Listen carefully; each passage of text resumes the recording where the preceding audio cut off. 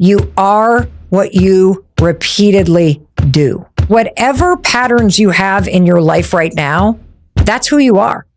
Did you know that most people, when they start to try to lock in a new habit, by day 19, they quit? Habits are simply a skill you can learn. You can set yourself up for success. You can master the skill of learning new patterns. You can use these 5 things and set up a system to help you win. This is the shortcut to making new habits stick. Let's do this. Hey, it's your friend Mel, and welcome to the Mel Robbins Podcast. I am so excited that you're here because I have so much to teach you and to share with you. This is going to be one of those conversations where you get to benefit from all the mistakes that I've made. Because boy, oh boy, when it comes to changing behavior, I am one stubborn, lazy, lacking willpower kind of person. I have had to figure out how to hack my way through tips and tricks to changing. And we're going to be talking about habits today. And I'm going to share with you the 5 essential secrets and tools. You can call these things whatever the heck you want. They just work. And I'm going to avalanche you with takeaways today. So get ready. You're going to not only want to bookmark this and listen to it 2 or 3 times, but you're going to want to come back to this over and over and over again, because this is gold. Pure gold. This is the shortcut to making new habits stick. But before I jump in, I also wanted to just take a beat and welcome you if you're brand new to the Mel Robbins Podcast family.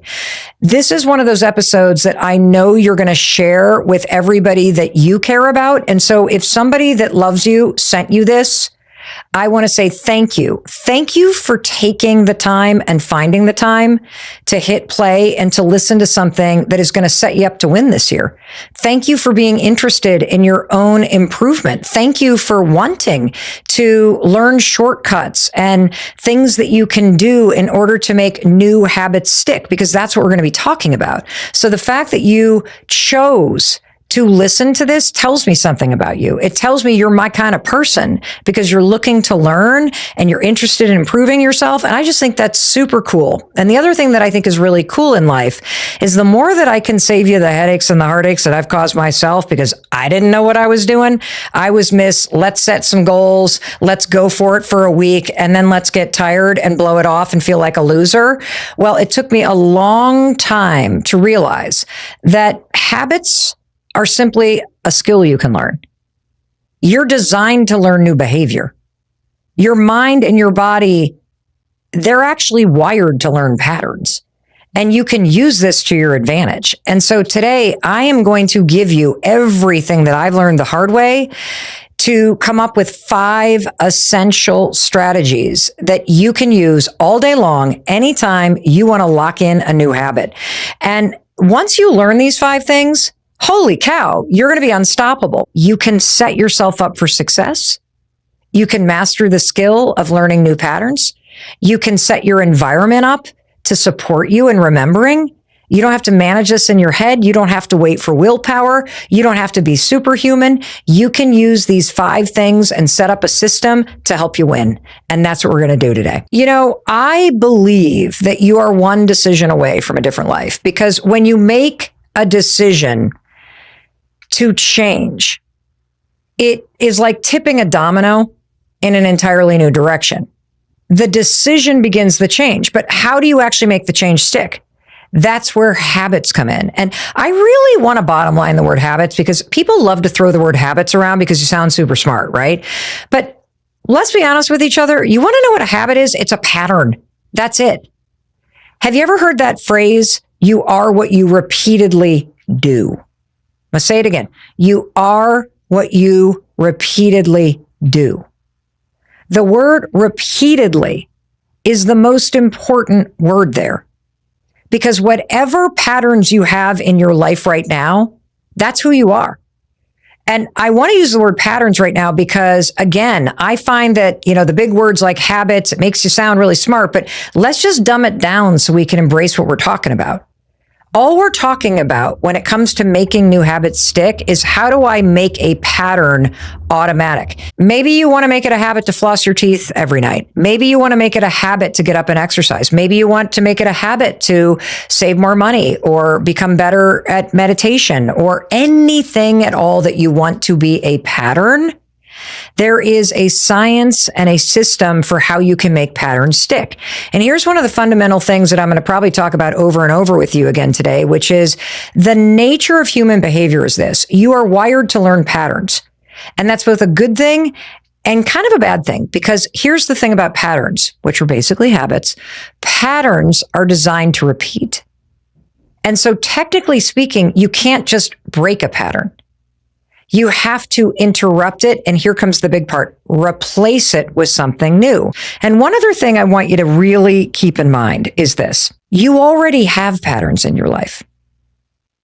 You do. You know, if you wake up every day and you hit the snooze button 5 times, that's a pattern. That's what you repeatedly do. And what you repeatedly do becomes who you are. And so one of the first things I want you to think about as we jump into this is I want you to think about, who do you want to become? What kind of person do you want to be? Because when you start to marry your vision for the kind of person that you want to be with the new patterns that you want to learn, what's really cool is that since you are what you repeatedly do, the new habits start to become part of your identity. For example, let's just go back to the snooze alarm. I was a massive snoozer my whole life. My first decision every morning was to procrastinate by hitting the snooze button.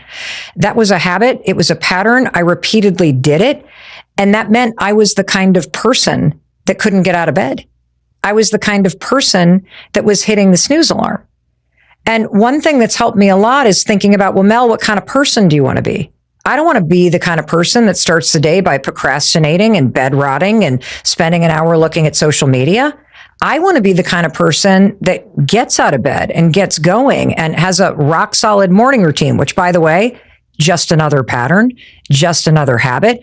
But when you start to also think about the fact that the patterns and habits that you want to make stick, they're not really about what you should be doing. They're much bigger. They're about who you want to become. Now they become even more interesting and important, because it's one thing to say to yourself, I should stop hitting the snooze button. I should stop bed rotting. I should stop doing all that. You're never going to develop a positive pattern that way. I want you to think, I want to become the kind of person that takes care of themselves. I want to become the kind of person that prioritizes their time. I want to become the kind of person that is stronger than my mood in the moment, that I align my action with the things I want to do. That's a pattern, by the way, that you can learn to be able to take action regardless of how you feel. And so I'm so excited about this for you, because this is the gateway to a whole new experience of life. And it doesn't have to be hard.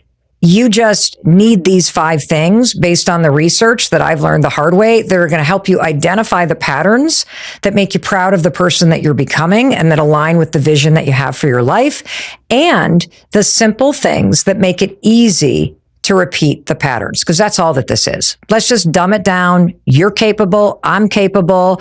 Let's remove all the drama and let's remove all the fancy academic stuff, and let's just learn how to do this. Okay, great. Now, one more thing. Here's how this is going to go down.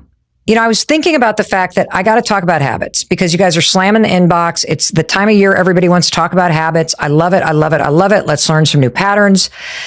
And the truth is, there's no new information here.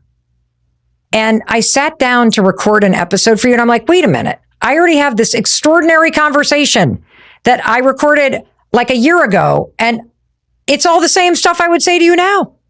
So instead of having this pattern in my life where I keep reinventing the wheel, why don't I just create a new pattern and I set up the most important conversation you could listen to right now? Because even if you heard me share this with you over a year ago, these 5 things that I'm going to teach you, you're a different person right now. You have a different vision for who you want to be. You need this reminder. And so even if you start to listen, you're like, I think I've heard Mel talk about this. Darn straight you have, because the advice that works is the advice that works. And these 5 things are the 5 things I need to remind myself of. I need to remind you of, because this is what will make your habits stick. And so here's how this is going to roll. I have got your fellow listeners from the Mel Robbins podcast lined up. How about we get this party on patterns and habits started? Okay, let's kick it off with a question from a listener named Eric. Hi Mel, my name is Eric. How do I create habits that will stick? So once I keep going, I'll stay with it. I want to make it easier. Eric, I'm so glad you asked, because you know what? I don't want that new treadmill that you just invested in to become the most expensive coat hanger in your house. And the truth is, there are simple, fun, and easy ways that will help you stick with the new habits that you're trying to create. And look, I want to say something right up front.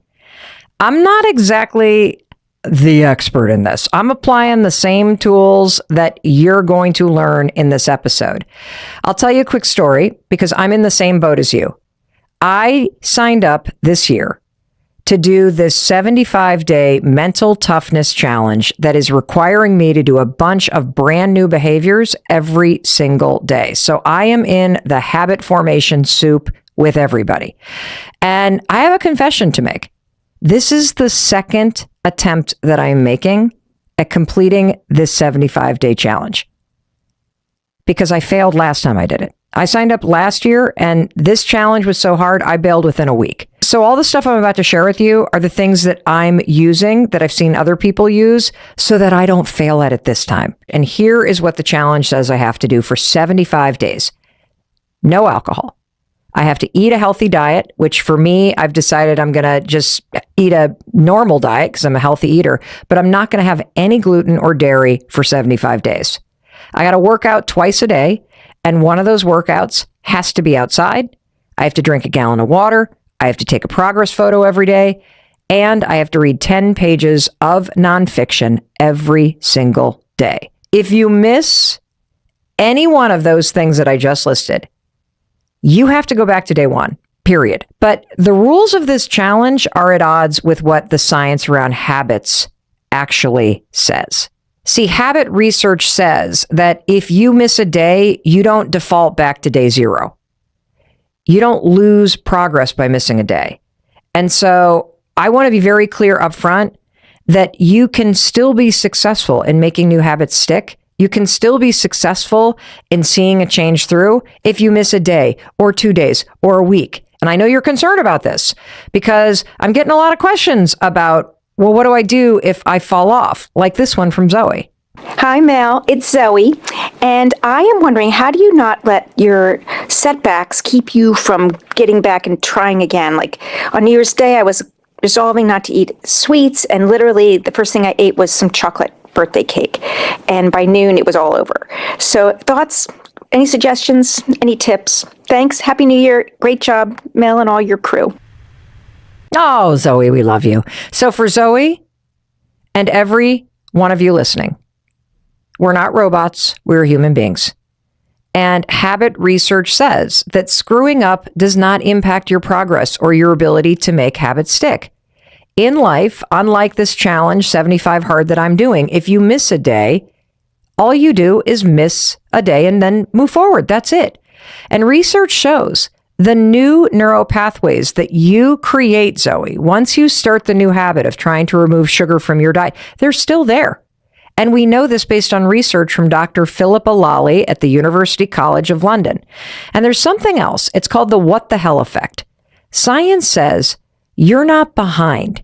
The problem is that in our mindset, we have this quote, what the hell effect. You think, oh, one mistake, I ate the cake, what the hell? I guess I'm screwed, I better not do that. And this comes from Duke researcher Dan Irely. He writes a lot about this. And you know what's really funny, Zoe?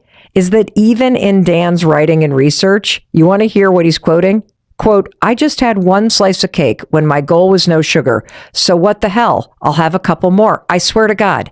That's the example that he used, Zoe, when he was researching the what the hell effect. And I'm raising this before I teach you the 5 simple systems that you can use to make habits stick, because I want you guys to go into these 5 simple systems knowing that if you screw up one day, you go a couple days, you go a week, you can still get right back on track. Okay. I need you to think that failing is not a big deal. You can recover, period. So, Zoe, once you eat that piece of cake, just appreciate how delicious it was. Savor the moment, and then get up, walk around the house, shake it off so that you don't eat another slice. Recognize, oh, here's that what the hell effect. I'm not going to fall for it. And then get right back to your promise. Cut yourself some slack and keep going. That's all you need to do, Zoe. And this brings me to the fun part. All right. I got these new habits. Please, Mel, give me the 5 hacks. How the hell do I make these new habits stick? How do I create structure, discipline, and order in my life? Well, it's very simple. You're going to use simple hacks. That's all you're going to do. You can call them systems. You can call them triggers. You can call them cues. You can call them structure. You can call them whatever you want to be. My friend Amy, who you have heard on this podcast, has this term that I laugh about so much because it makes me think of belly buttons.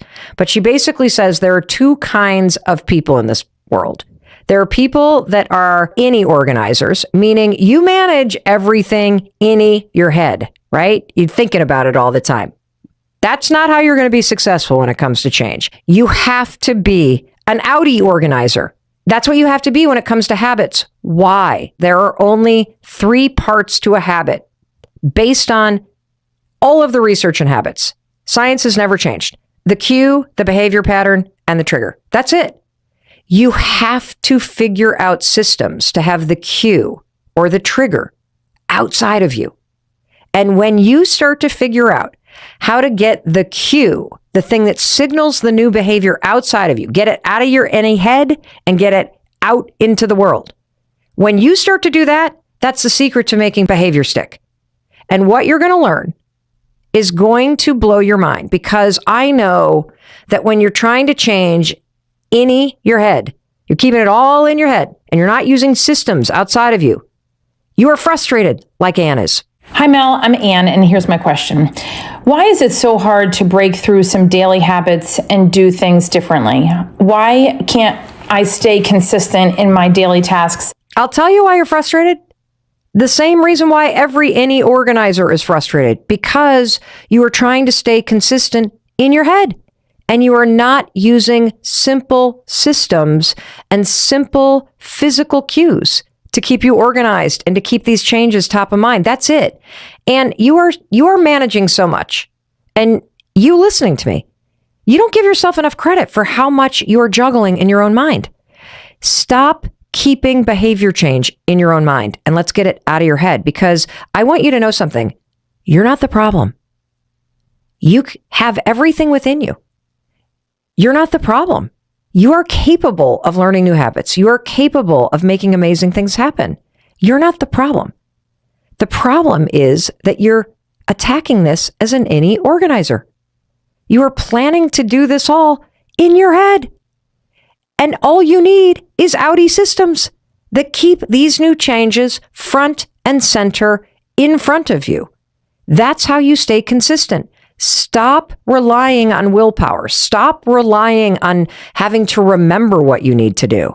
Absolutely not. There is no way you are going to achieve your goals or stay consistent or make all those amazing changes that you want to make, that you deserve to have happen, unless you start to implement systems in your life. So, system number 1, and this is the Mac Daddy of outie organizing. Ready? Make it visible.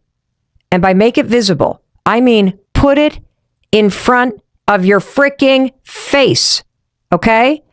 Because here's the cool thing. Instead of rearranging your mind and your mental to-do lists, rearrange your house and your environment to support you in remembering your goals and achieving your habits, okay? That's how you make this stick. You make it visible. You make it obvious. So let me give you a list of some of the things that I have done. So first, I have the list of all of the things that I need to accomplish in this challenge taped to my mirror above my bathroom sink. Why is it there? Well, because I want to make it visible and obvious. It's the first thing that I see in the morning, and it's the last thing that I see at night. Here's another example of a way to make the habit or the goal visible. My water bottle and the nonfiction book that I'm reading, I put that by the coffee maker every single night. It is sitting there in the morning. Why? Because I can't miss it. I mean, it's obvious. I walk in, I go to make my coffee, boom, there it is. It's like, hey, bitch, don't forget to drink the water. Hey, read that book. Don't pick up the phone. Like, do you see how much easier I made that on myself? Instead of having to go in my head and be like, doing mental gymnastics with my, don't pick up the phone. You remember, you got to read the book. I don't want to read the book, but it's like sitting right there out of me. I can't ignore it. Here's another way to make things visible to support yourself. We have this little beverage fridge, right? And normally it's got a ton of beer and wine in it. You know what's in it right now? Not beer and wine. It's now stocked with kombucha, non-alcoholic beer, and awesome non-alcoholic spirits, and all kinds of spindrits and seltzers and Topo Chicos and all the kind of non-alcoholic stuff that I love to drink. Why? Because then when I feel a little craving and I go to open up the little beverage fridge because I'm going to sneak, because I'm sneaky and I'm a rebel and I only made it a week through the challenge last time, so God knows I'm going to want to sneak it sometime. What do I have? The stuff that I don't want to drink. But the thing that I need to drink is right there. It's visible. Here's another way that I make the habit visible. Every night before I go to bed, I lay out my exercise clothes on the floor. It is a giant middle finger to myself because you want to know what? When I wake up in the morning, do I want to work out? Do I want to have to work out outside? Hell no. It's 37 degrees and raining in Vermont right now. Who in their right mind wants to go outside? But when I wake up, it's visible. It's outside of my head. It's in my face. It is reminding me, oh, there's that promise that you regret that you made, Mel. And then I have to remind me of my why as I'm pulling on my tights. The question is, why does this work? Well, let's turn to research from Harvard Business School.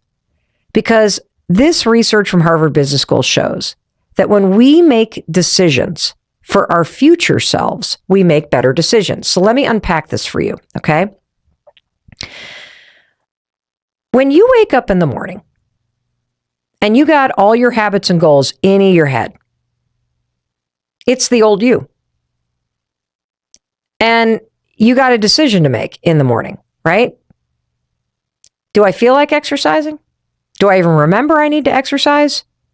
It's sleeting, horizontal, disgusting 37-degree rain outside. Do I feel like exercising? If you are in your head making a decision in real time, you are likely going to make a bad decision, right? I don't want to exercise, so I'm not going to. I'll do it later. But when you make decisions for your future self, and that's what you're doing when you literally take the time to put a Post-it note on a mirror. That's what you're doing when you take the time to pull all of the booze out of the fridge and stock it instead with better choices. That's what I'm doing when I put the clothes on the floor. I am making a decision as my future self. I am saying, I know Mel Robbins well enough to know at some point this woman is going to have no willpower. She is going to be weak. She is going to be desperate. She is going to be emotional. And so I need to make a decision for the future Mel Robbins, the Mel Robbins that wants to change. And when you think from that point of view and you set yourself up for success by making these things visible, you freaking win. Because according to Harvard Business School, you make better decisions when you think about who is the future you and what would that person do. So the night before, plan out as many decisions as you can. Because the other thing that you can do, and that means put the water bottle by the coffee maker, set the journal out where you're going to see it, lay out the clothes, put the phone in a different room so that it's not there to look at first thing in the morning. These are things that you can do as the future you. What would the person who already lives this lifestyle be doing? Act like that version of you. And when you set yourself up and make all this stuff visual, here's the other cool thing that happens. You reduce what's called decision fatigue the very next day. And you're taking advantage of this planning for your future self. And you know what? There's a third benefit. I love this. It lowers activation energy. Activation energy is the force that you need to apply to doing something. So I'll go back to the example. It is so much easier for me to get going when my exercise tights are on the floor next to my bed. Duh. It is so much easier for me to get my water consumption done, to drink that like big first thing of water if it's sitting out waiting for me? Duh. Because it takes a lot more energy, right? A lot more force, a lot more fuel for me to not only haul my ass out of bed, but to remember I need to put on exercise tights and to pull open the drawer and to figure out which pair to wear and then to pull them on and then to look at the jog bras and then to decide if I need a sweatshirt or I need a this or I've had to like burn through fuel just to figure out what freaking outfit to put on. By making decisions for my future self and making it visible, boom shakalaka, people, this is easy. I am setting myself up for success. Here's another powerful way to make things visible. Use the alarm on your phone. Seriously, this is a genius hack. Put the alarm on your phone to use to help you be your future self. It's like a reminder from the future. Okay? Cake's done. Get up, go check on it. No, seriously. So every single smartphone has the ability to set an alarm. And on the alarm, when you go to set the time, there's a label. Right now it says alarm. You can literally change the label to help you remember anything. And here's what's super cool about a simple alarm on your phone. Research has found that twice as many people who received quit smoking messages quit smoking over a 6-month period. So these little systems like setting an alarm on your phone, whether you're reminding yourself to take the vitamins that you want to be taking, or you're reminding yourself to get outside for the run, or you're reminding yourself to spend 30 minutes working on a project that you wanted to get done, they're going to make you, based on the research, twice as successful, twice more likely. Simple systems work because your life is complicated enough.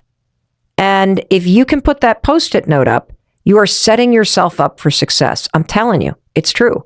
And that leads me to system number 2. And this is the one that Mel Robbins has to use even more than like stick it in your face. And this is the opposite. Remove the temptation from your sight. Get it out of here. Out of sight, out of mind. I wish that were true. Because a lot of times you're going to find that even when you say, okay, that's it. I'm not going to eat gluten. I'm not going to eat sugar. I'm not going to eat dairy. Still going to be on your mind, which is why it needs to be out of sight. So the things that you don't want to do, the bad habits that you have, the little addictions like your phone, let's make it harder for you to just slip into those things, okay? So let me give you some examples. If you don't want to drink, put the alcohol away. Get it off the countertop. Get it in a cupboard. Better yet, put it in the basement. You know, if you need to get up early or if you want more sleep, here's what you need to do. Get your phone out of the bedroom. This one simple system, remove the phone from your bedroom, will change your life because it won't be there. You won't look at it in the middle of the night. You won't look at it as you're laying in bed. Get it out of your bedroom. You want to know why? You can't be trusted. Neither can I. And I'm going to give you a really harsh example of this. Let's say the person you love the most has a really bad addiction. Like, let's just put it out there. They're addicted to cocaine, okay? You love them. They're trying. They're recovering. They're doing great. Would you ever put an 8-ball on the bedside table? Of course not. You are more addicted to your phone than people who are addicted to cocaine. I'm not kidding about this. The research is very clear. And so anything that you have a problem regulating yourself with, get it out of your sight. It's an addiction. I'm dead serious about this because I am in that category when it comes to the phone. I know this intellectually. In my head, I know that I shouldn't be looking at my phone, which is why I got to get it out of my bedroom so that I don't look at it. You only have to have that temptation a tiny bit more inconvenient to have this system work. They did this really interesting study at Google where they used to keep M&Ms in open bowls at Google, and they were curious in the Google offices. What if we just switched up the system here, and instead of having M&Ms in open bowls, what if we put them in bowls that had lids on them? The candies are still there. You want to know what happened? Employees ate 3 million less M&Ms over the course of a year. Why? Because out of sight, out of mind. making it just a tiny bit more inconvenient to get the candy had people often pass on it. And the candy wasn't so tempting because they couldn't see it. And this also proves what you've already learned. Decision fatigue is a real thing. Simply having to consider lifting off the lid before you reach the M&Ms created enough friction for people, enough of a pause that it made them not do it. Just like you having to pull open the drawer and pick out your exercise tights often has you walk right past that drawer and not do it at all. So, if you want to do it, stick it in front of your face. If you don't, get it out of your sight. Now let's go to another question. And this one comes from Jack. Hey Mel, it's Jack. I've got a quick question for you. If I start setting goals, how do I know if I'm going to be successful? What's kind of the biggest indicator or way for me to know that I'm on track? Jack, great question. And it brings me to system number 3. And I got to tell you to brace yourself because this is going to sound redunculously obvious. But the only way to know that you're on track is to track. Period. That's system number 3. You have to track your progress. Again, let's go back to any organization versus outie organization. You are no longer allowed to track your progress casually in your mind. You need to get it outside your mind, which means you need a system for tracking progress. And so back to 75 Hard, I'm going to share with you my daughter's system, which I've stolen. What she did is she created this amazing grid on the wall using Post-it notes. And so for every single day of the 75 days, she wrote 1 through 75 and then created this giant square grid on the wall. And every single evening when she finishes the day, she pulls a Post-it note off. And pulling that Post-it note off, that is like, that's like a rip. That's like a yes. That gives you the dopamine. That is like a box checked. If you are a to-do list, I love my boxes checked. I love my things in order. You will love checking boxes and keeping track. You have to make these systems work for you. An app may be the best damn thing that's ever happened to you. For me, when it comes to tracking myself, it's got to be paper. I got to see it somewhere like right in front of my face, which is why I use my bathroom mirror. I will also use the wall in front of my computer or the refrigerator, places that I know that I'm going to bump into it. For you, you may be fine doing it on your phone, on a computer, but that system doesn't work for me. And so that's the other thing. Kind of be flexible with this. Try things out. See what feels right for you. But tracking your progress, this is not negotiable. Get it out of your head because there is foundational research here. This is about streaks and progress and not breaking the chain of progress. And so in apps and social media apps, they've gamified this natural tendency in psychology. And so you can do the same. Create a system that's fun for tracking yourself. And remember what I said at the very beginning, Zoe, my cake eaters, my sugar cutter outers, my people who keep making promises that they don't know why they're doing it. Get clear about your why. And remember, if you're doing a grid and you have a day off, first of all, you will know that it's a day off. Shake it off and try to get back on track tomorrow. Okay? We don't really want to see 2 or 3 days off in a row, but if you're tracking your progress, this is the other magic of tracking it outside your mind, you see it. And you're empowered to get back on track the next day so you can check that box. Love it. And look, I think it's obvious, but also there's research that shows that the more often that you track your progress, the greater the likelihood that you're going to succeed. And the chances of your success are even more likely if you report your progress publicly or you physically record it. So this is what I'm talking about. So we've talked about the first 3 outie systems. Make it visible, like right in front of your face. Get it out of your head, put it in front of your face. Number 2, whatever you're not supposed to do, let's just remove all temptation. You and I are friends. We know we're kind of rebels. We know we can't be trusted until we can be trusted. So let's just get it out of here. Number 3, monitor your progress. Okay. We are serious about change around here, which means you got to get it out of your head. Get it on paper, get it in an app, and get public about it. Okay. Super important about this. Let's talk about system number 4. This is another way to get out of your head. Okay. Get it out of your mind. Create a plan. I'm going to say that again. Create a plan. We are not talking kindergarten habit here, people. We are talking college level, PhD, habit sticking systems. We're not screwing around. If you want to freestyle in your mind, you are not going to be successful. This is not jazz. We're not like just going off the rails here. We are following the music score to the T. This comes from studies, okay? You know I'm throwing the science at you because a lot of times, when the stuff is common sense, yeah, I know I need to plan, Mel. Yeah, well, then why aren't you doing it? So let me tell you the research. At UT Austin, they found you're going to be more likely to succeed at behavior change if you make specific plans to implement it. Now, I don't mean to insult your intelligence because I think this is obvious. But when you unpack an example of this, it becomes very obvious why you're failing if you fail to plan. So let's go back to 75 Hard and my promise and commitment to complete 2 workouts every single day, one of which has to be outside. It is critical that I plan ahead. Critical, because I travel for work. And so I'm looking at flights right now for a 16-day business trip at the end of January. And as I'm looking at flights, you know what I'm thinking?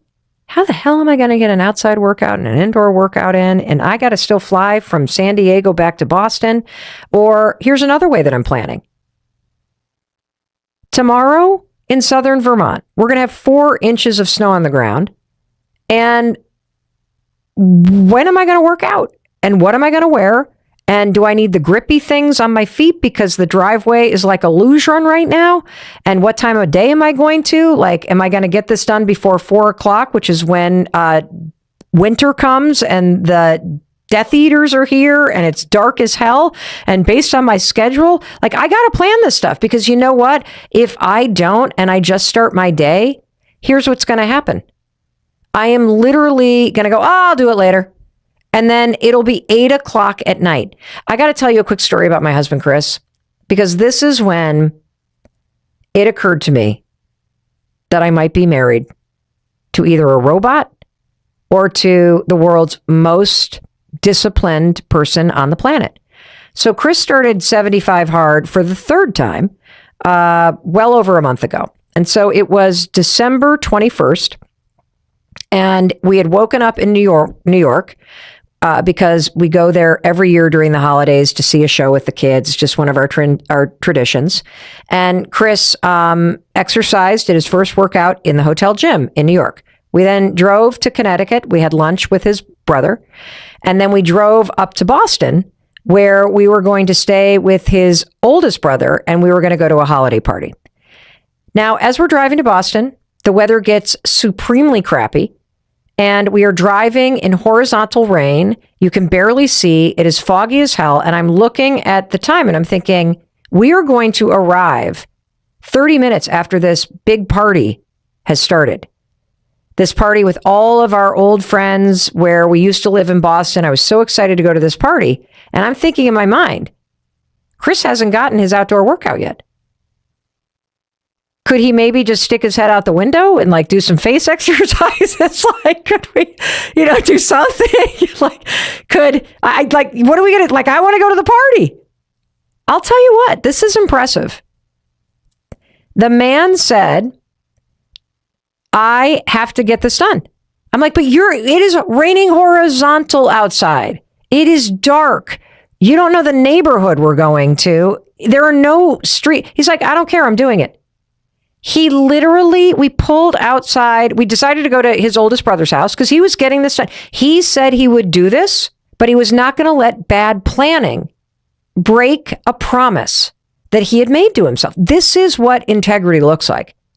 So we go not to the party, but we go to his brother's house And I sat inside because there was no way I was going to go to that party without him while I knew he was walking in the pouring horizontal rain. And he borrowed a pair of sweatpants from his brother, which were cotton, by the way. We're not talking performance gear here. And just this big old coat. And the man left and walked for 45 minutes at 7:30 at night in the horizontal 40-degree rain. And then he came in, toweled off, changed his clothes, and we drove to the party. In 26 years of being married to Christopher Robbins, I have never been more attracted to the man than I was in that moment. There is nothing sexier than a person who keeps their word no matter what. And the way that you make it easier to keep your word is by planning ahead. Planning ahead is about looking at the week ahead. And if you're going to eat healthy, figure out what you're cooking for the week every night. And then go to the grocery store. And if you're not going to be eating dairy or gluten like I am, this is new for me. I don't normally cook without dairy or gluten. And so this is requiring a lot of planning so that I don't just open up the fridge and hope that somehow this has magically happened that I'm going to be successful. And making a plan is a piece that's super obvious, but it's completely overlooked. You're thinking about what you need to do. Again, you're an innie organizer. Failing to plan is planning to fail. So let's go back to Zoe. Hi, Zoe. Slice of cake, 4 hours in. Don't make yourself wrong. You know what went wrong there? Either you really don't want to give up sugar or you just failed to plan. So if you're planning on cutting out sugar, what's your plan when you go to a party or a restaurant and cake is being served? This is what's called if-then planning. And it's research by Heidi Halverson, who wrote about this in the Columbia University Researcher. And if-then planning is a way to keep yourself on task by creating a backup plan if your current plan doesn't work. And here's what's really cool about if-then planning. If-then planning boosts your ability to stick to goals, and they studied this with exercise, from 39% success to 91% success. If it rains, then I'll do this. If I miss my flight, then I'll do that. If I'm going to a party and I've committed to dry January, then I'm just going to bring a non-alcoholic beverage. If a friend invites me over for dinner, then I'm going to email or text them back and say, I'd love to, but I'm trying to cut out gluten and I don't want to be a pain in the ass and have you have to fuss about me. So can I bring something that's gluten-free to supplement what you're already making? Because let's face it, if you don't plan ahead, if you don't make an if-then plan, you feel embarrassed. And then you either push your food around your plate like some weirdo, or you eat and you break the promise to yourself. So if I don't get exercise done tonight, then I'm not going to binge watch TV tonight. I'm going to get my exercise done instead. If you didn't give yourself enough time to get that side project done this morning, then you're going to finish it after you put the kids to bed. Bada bing, bada boom. Pretty cool, right? All right, now let's get to system number 5. Do it in the morning. There you go. Do it in the morning. It's that simple. Being an early riser is like a first domino that falls. And once that domino falls, you've gotten yourself out of bed an hour, a half an hour earlier, all these other dominoes fall in your life. And I get it. It's hard to do. And one huge way that's going to make a big difference, and you hear me talk about this all the time, and it's because this is one of these domino habits. You do this and it triggers a whole of change. Get your phone out of your bedroom, period. It's a huge way to hack this.